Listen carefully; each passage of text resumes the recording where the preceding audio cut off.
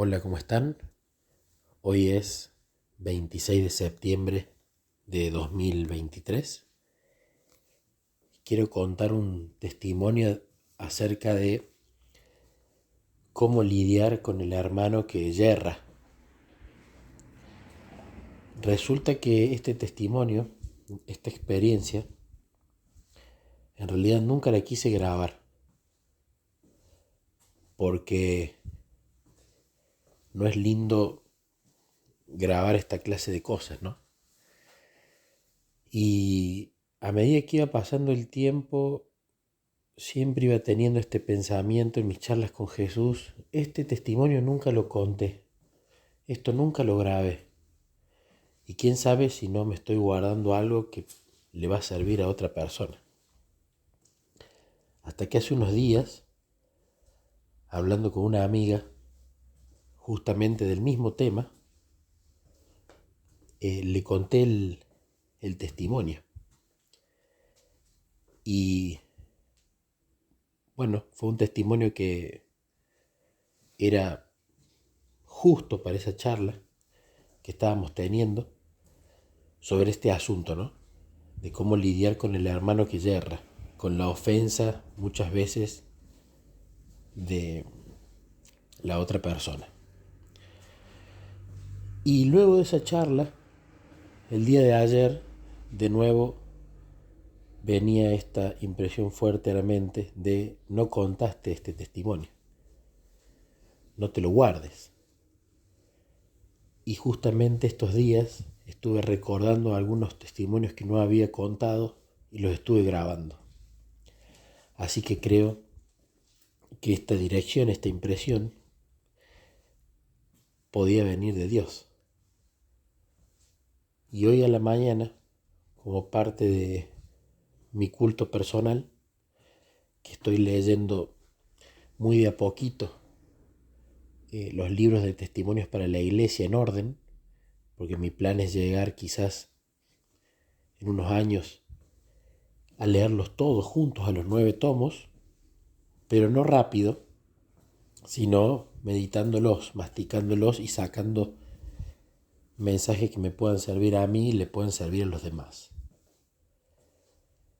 El testimonio básicamente es el siguiente.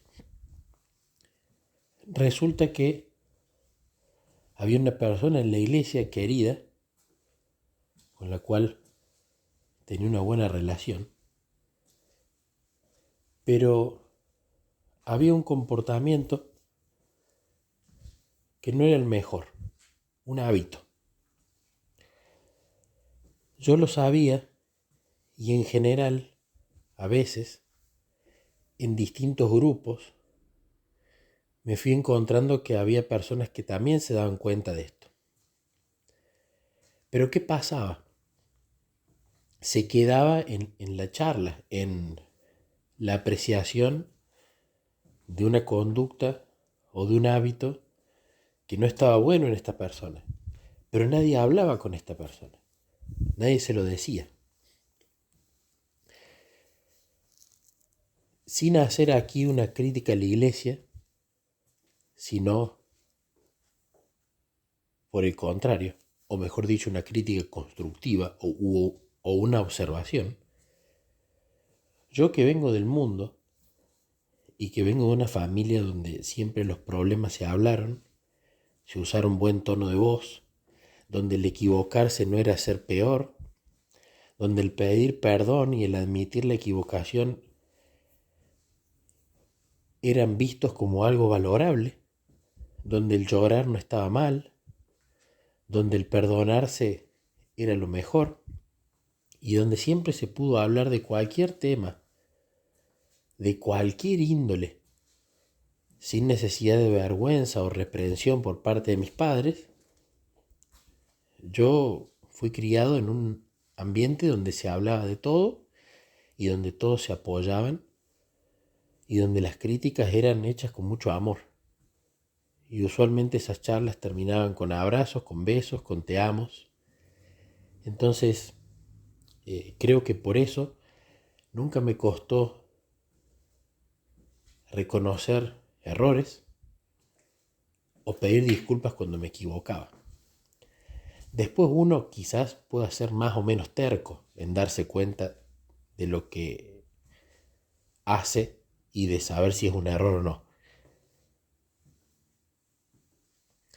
Pero cuando entré en la iglesia, empecé a ver que había muchos temas de los que no se hablaba, o hábitos de personas que eran muy evidentes pero de las cuales no se decía nada, como si fuera una familia grande en donde se sabían que habían cosas que se hacían que estaba mal, donde había un elefante en la sala, pero nadie quería verlo.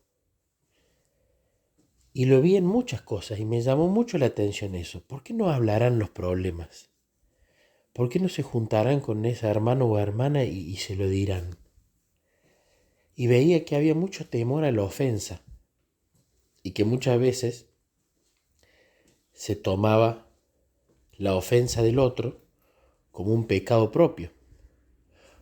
O que muchas veces se pensaba que si el otro se ofendía, entonces uno no se estaba comportando como un cristiano.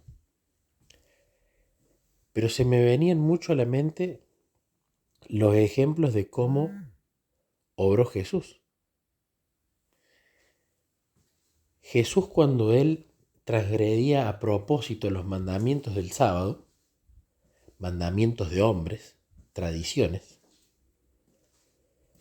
él no se preguntaba si el fariseo se iba a ofender o no. Él iba a hacer lo correcto. Y si la otra persona se ofendía porque él hacía lo correcto, no era un problema de Jesús, era un problema de la otra persona. Ahora, yo puedo tener razón y manifestar mi reprensión a la otra persona en un mal tono de voz y utilizando palabras malas. Entonces allí sí estoy pecando. Pero Jesús no hacía eso. Y hay un pastor que se llama Gary Chapman, que ha sido consejero matrimonial por más de 30 años, que es el autor del libro Los 5 lenguajes del amor, y tiene un devocional muy lindo. Y a mí me quedó marcado uno de los días de ese devocional donde le habla al cónyuge que se ofende, ¿no? Y le dice, si vos podés identificar que tu cónyuge pecó contra vos en lo que te dijo, ya sea en la forma, ya sea en las palabras, etc., y vos por eso te ofendiste, entonces tenés que ir y, como dice la Biblia, reprenderlo y si se arrepiente, perdonarlo.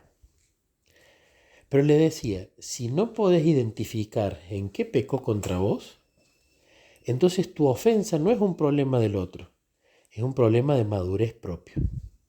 Y me gustó mucho esa cita, que creo que se aplica no solamente a la relación matrimonial, sino a toda otra relación, padre-hijo, cónyuge, amistades, hermanos de iglesia, compañeros de trabajo, personas en general que me encuentro en la vida. Tanto para cuando yo hablo como cuando el otro me dice algo. La cuestión es que llegó un momento en que a esta persona ya le habían dicho sobre este comportamiento y no le había gustado. Pero como salió el tema de charla nuevamente en un grupo que nos habíamos juntado, yo ahí hablando con Jesús en el grupo digo, no tenemos que hablar más del tema, sino que hay que ponerse manos a la obra. Y si bien los comentarios eran con el mayor respeto habido y por haber, ya no me estaba gustando de que se mencionara el asunto pero no se hiciera nada. Entonces, bueno, en esa reunión les dije, bueno, no hablemos más, yo me voy a ocupar, como tengo confianza con esta persona, le voy a escribir y vamos a ver qué pasa. Así que el día que había decidido escribirle, preferí no juntarme personalmente y en su lugar enviar audios para que la persona pudiera evaluar bien el tono de mi voz, cada palabra que yo decía, e incluso escucharlos y reescucharlos, porque muchas veces si una persona es impulsiva o no es receptiva, apenas uno le dice algo, se pone en la defensiva.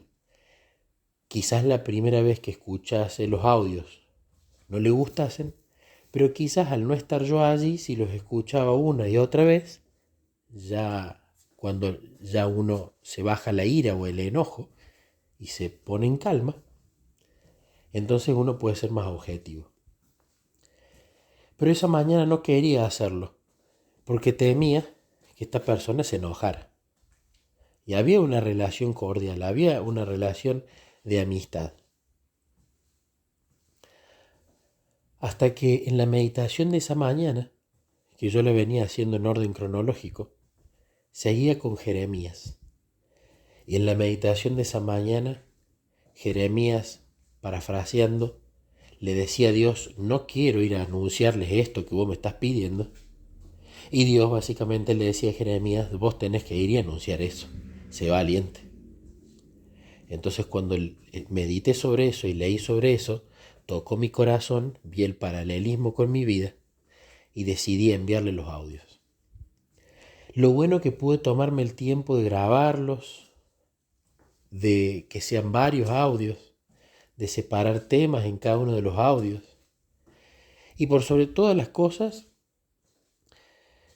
de aclarar que no me estoy poniendo yo como ejemplo, porque esta persona conocía toda mi vida pasada en mi conversión. Y que para mí era más fácil no decirlo. Y que para mí también era más fácil que lo dijera otro. Pero yo sentí que era la persona encargada, por la confianza, en manifestar algo que me parecía que estaba mal. Y a esta persona yo le aclaraba, si vos pensás que está bien tu proceder, perfecto. Desestima lo que yo te digo, pero te lo tengo que decir. La cuestión es que la recepción de lo que dije no cayó bien, sino todo lo contrario. Encendió un fuego importante. Y en definitiva, esa relación se terminó. No hubo más contacto con esa persona. Se acabó la amistad. ¿Y fue doloroso? Sí, claro, fue doloroso. Me hubiese gustado que admita el error o que al menos lo desestime y sigan las cosas normales. Sí, por supuesto. Pero también eso me ayudó a entender que las amistades que quiero a mi lado son con las que puedo pasar momentos lindos. Las amistades que si ven algo que yo no me doy cuenta, o que sí me doy cuenta pero persisto en eso malo, puedan venir y con amor y dulzura decirme, sin demora, amigo, creo que te estás equivocando por esto, por lo otro. Pero que también, si uno con amor y contacto ve que la otra persona se está equivocando, está errando, pueda ir y manifestarlo y decirlo. Mira, te estás equivocando en esto o en lo otro. Entonces, si bien fue dolorosa la pérdida, por un lado, entendí que podía ser beneficiosa. Por la clase de amistades que al fin y al cabo, como describí recién, me parece que son útiles y constructivas. Y hoy, leyendo justamente el espíritu de profecía, me gustaría leer estos pequeños párrafos en donde el espíritu de profecía habla de estos temas. El primero de ellos dice cómo lidiar con el hermano que yerra. Está en el tomo 2 de Testimonios para la Iglesia, en la página 48, párrafo 2. Dice, si usted se siente herida, porque le habla a una hermana cuya inicial es F, si usted se siente herida porque sus amigos o vecinos están obrando mal en perjuicio propio, si son sorprendidos en falta, siga la regla bíblica. Repréndele estando tú y él solos. Mateo 18:15. Y al hablar con el que usted supone que está en error, procure hacerlo con humildad, porque la ira del hombre no da como resultado la justicia de Dios. La única manera de restaurar a los que han cometido errores es por medio de un espíritu de humildad, bondad y tierno amor. Sea cuidadosa en sus modales. Evite todo lo que en la apariencia y en el gesto, en la palabra o el tono de voz, cause la impresión de orgullo o suficiencia propia. Evite toda palabra o mirada que podría exaltarla o establecer un contraste entre su bondad y justicia y las fallas de ellos. Aléjese lo más que pueda del desdén, el insulto o el desprecio. Evite cuidadosamente toda apariencia de enojo, y aunque su lenguaje sea claro, que no haya en él ni reproches, ni acusaciones injuriosas, ni señal de ira, sino más bien de sincero amor. Sobre todo, que no haya ni la sombra de odio, ni mala voluntad, ni amargura en la expresión. Después dice, en la página siguiente, de la misma referencia que dije, contesta la pregunta Elena de White de ¿qué pasa si la persona con la que hable se ofende? Y dice, todos sus esfuerzos por salvar a los que están equivocados pueden resultar infructuosos. Pueden pagarle mal por bien. Tal vez se enojen en vez de convencerse. ¿Qué pasará si escuchan sin resultados y prosiguen la mala conducta que comenzaron? Esto va a suceder con frecuencia. A veces, la reprensión más suave y tierna no produce buenos resultados. En ese caso, la bendición que usted deseaba que otro recibiera al comportarse justamente, al dejar de hacer el mal y al aprender a hacer el bien, volverá a su propio pecho. Si el que está en error persiste en el pecado, trátelo bondadosamente y déjelo con su Padre Celestial. Ha librado su alma. El pecado de ellos ya no descansa sobre usted. Ya no participa más del pecado de ellos. Si perecen, su sangre caerá sobre sus propias cabezas. Y más adelante en ese título, creo que nos da uno de los mejores consejos que contesta la pregunta ¿qué hacer si en la reunión en la que uno está comienzan los chismes? Dice, no escuchen ningún mal informe acerca de nadie, porque si no hubiera oyentes, no habría maledicientes. Si alguien habla mal de otro en su presencia, no se lo permita. Rehúse escucharlo, aunque sus modales sean suaves y su voz dulce. Esa persona puede profesar aprecio, no obstante lo cual puede lanzar insinuaciones encubiertas para apuñalar el carácter en medio de la oscuridad. Evita resueltamente escuchar, aunque el murmurador insista en que se sentirá abrumado hasta que pueda hablar. Abrumado, por cierto, por un secreto maldito capaz de separar a los mejores amigos. Esto sobre todo, este último, lo tomo también como una amonestación, algo que muchas veces me sucede, y algo que muchas veces siento e incluso converso con Jesús, cuando estoy en una reunión y se empieza a hablar de alguien que quizás no está. Y muchas veces cuando esto sucede, no me gusta, me pongo a orar para pedir el Espíritu Santo en la reunión y le digo a Jesús que no me estoy sintiendo bien. Pero, ¿por qué quizás el tema de la reunión no cambió? Porque me faltó la parte que aquí dice, que es la parte de hablar, que es la parte de uno, agarrar y decir, no hablemos más de esto, no corresponde, en ese caso vayan a hablar de la persona, o estos son rumores, o vayan a decirle lo que está mal de forma personal, etc. Yo allí he fallado. Me he quedado en la oración, me he quedado en la molestia, pero no he procedido al paso de hablar. Y esto lo tomo como una reprensión, pero como hace Jesús, con mucho mimo, con mucho amor, para también corregir esa situación. Cuento este testimonio como siempre, primero para la gloria de Dios, pero segundo, porque esto es algo que se da en general en el ser humano, y yo lo he visto mucho más en la iglesia, de aprender a decir las cosas con amor, con oración previa, en buen tono, y entender que va a haber gente que se va a ofender, pero no nos podemos quedar callados. Hay que hablar, hay que hacerlo. Y en estos consejos que leí, creo que queda más que claro cómo Dios, a través del espíritu de profecía, nos comunicó en un lenguaje claro y para un niño de 5 años cómo debemos obrar en estas situaciones.